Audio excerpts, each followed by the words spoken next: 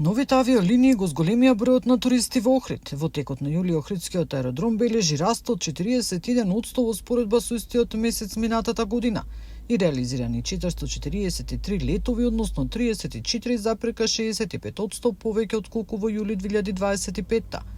Градот станува атрактивна дестинација. Хотелиерите задоволни од исполнетоста велат дека со добра понуда може да се биде конкурентен на пазарот. Треба да има понуда за да бидеме интересни на пазарот, треба да направиме нова стратегија, нов маркетинг, како би излегле во тие светски рамки, како да се запишеме во тие повисоки како да котираме повисоко на листите за подобри дестинации.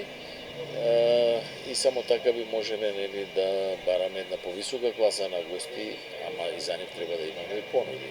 Гостите кои одмараат во главниот туристички центар најчесто остануваат од 3 до 7 дена во хотелските капацитети. Најчесто се 7 дена, некои остануваат повеќе.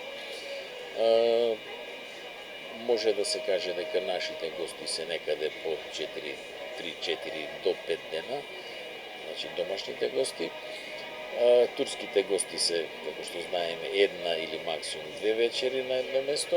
Инаку во периодот од јануари до јули преку Охридскиот аеродром патувале околу 24% патници повеќе во споредба со истиот период минатата година и биле реализирани 1350 летови, што представува раст на авионскиот сообраќај од 28,69%.